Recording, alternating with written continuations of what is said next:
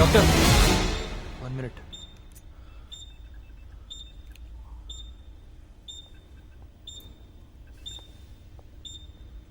బాయ్కి BP abnormal లెవెల్కి వెళ్ళిపోయింది. వీడు దొరికాడన్న ఆనందంలో బీపీ రేజ్ అయి ఉంటుంది. 200/100. My God. ఎన్టీజీ ఎన్ని బాటిల్స్ ఇచ్చారు? 4 బాటిల్స్ డాక్టర్. అయినా అసలు కంట్రోల్ అవుతుంది.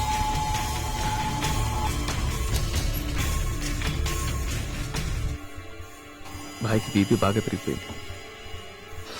పర్సిస్టెంట్ హైపర్ టెన్షన్, అసలు కంట్రోల్ అవ్వట్లేదు. 24 గంటల వరకు ఆపరేషన్ చేయడం కష్టం. మరి వాడి సంగతి? ఇద్దరికీ ఒకేసారి ఆపరేషన్ చేయాలి. అప్పటి వరకు వాడిని మత్తులో కూడా ఉంచితే లైఫ్కి రిస్క్ అవుతుంది.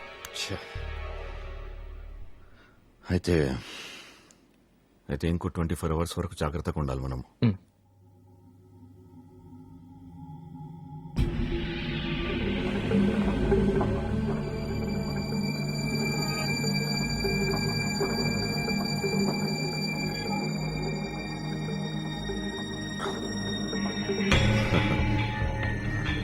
నీరసంగా ఉన్నట్టున్నావు బాబు, బాగా నిద్రపోయావు.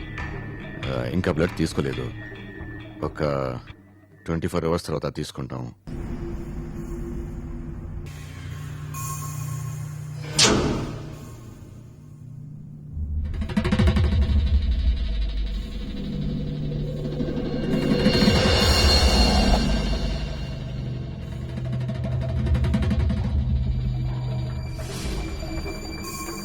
అయితే రేపు వస్తాను.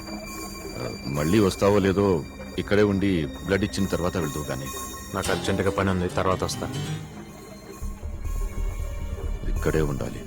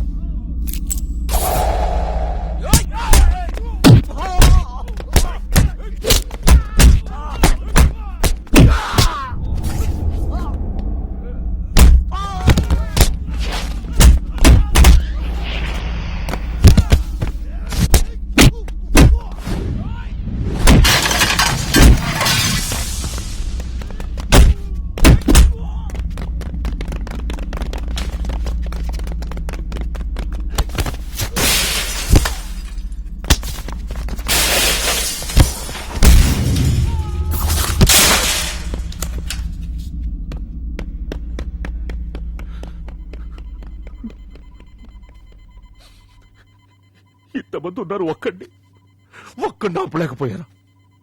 దొంగ కొడుకులారా! ఎక్కడికైనా వెళ్ళి అడుక్కు తిను. మీరు వదిలేసింది వాణ్ణి కాదరా, నా ప్రాణాన్ని.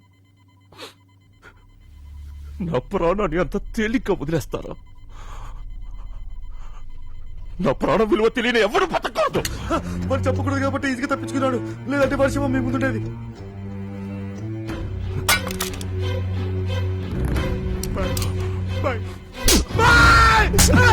సునా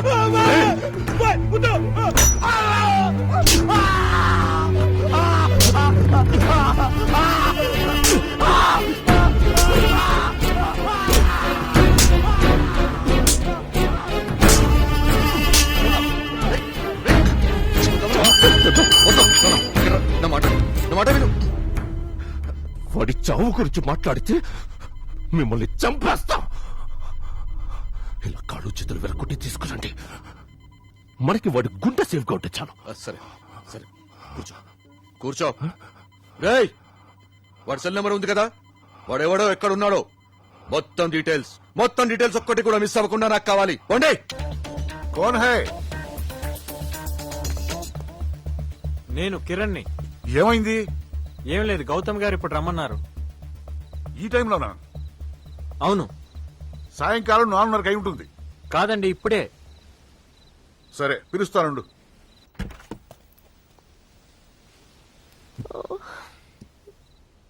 అతను ఎర్లీ మార్నింగ్ బయటికి వెళ్ళిపోతాడని చెప్పారు కదా, ఇప్పుడు ఫోన్ చేసి కలుస్తారేమోనని.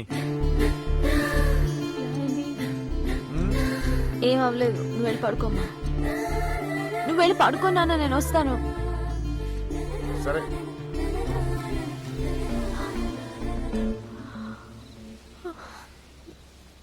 ఇప్పుడు టైం ఎంత అయింది? 4:45. నీకు కొంచెం కూడా కామన్ సెన్స్ లేదా? కాదండి, మీరు ఈ టైంలో పాలు పేపర్ వాళ్ళు తప్ప ఎవరు బిజినెస్ చేయరు.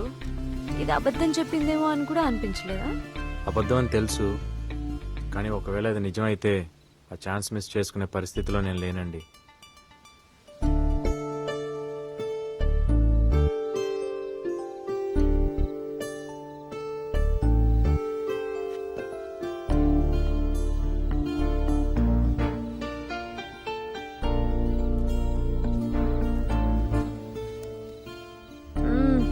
లోపలికి వెళ్ళి పడుకోండి.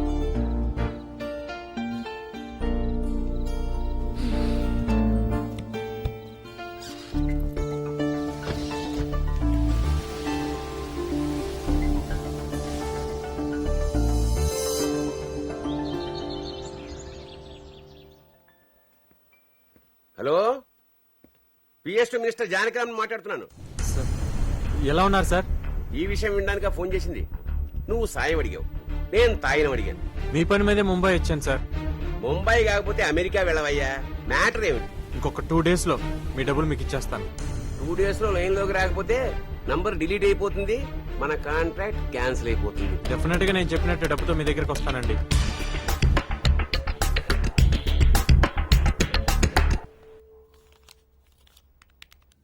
Good morning sir. అరేరే నువ్వా? ఎలా ఉంది నీ ప్రాపర్టీ బిజినెస్? Happy sir.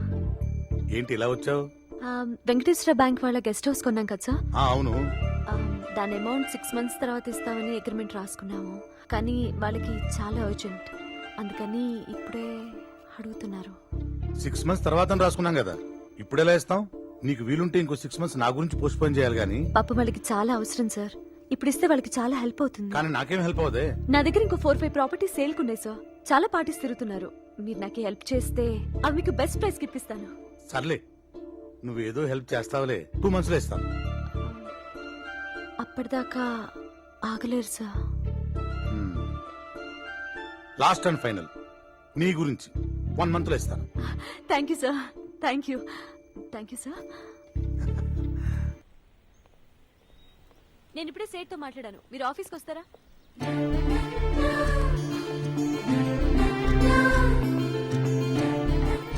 మళ్ళీ అబద్ధం చెప్పాననుకున్నారా? అది కాదండి, యాంగ్జైటీతో వచ్చాను అంతే. మీరు చాలా లక్కీ, 1 month లో మీ డబ్బు మొత్తం ఇచ్చేస్తాను. 1 month? అదేంటి, చెప్పిన వెంటనే ఎగిరి గంతేస్తారనుకుంటే మా వాళ్ళ నీరసంగా పెట్టారు. ఇప్పుడు కుదరదా?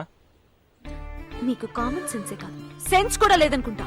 కాదండి, ఇంకోసారి రిక్వెస్ట్ చేసి చూడొచ్చు కదా ప్లీజ్. అయ్యో ఓకే, చాలా కష్టపడి ఆ కంజూస్ ని 1 month కొప్పించాను, ఎందుకంటే ఎవరి వల్ల కాదు. అడిగి చూడండి ప్లీజ్.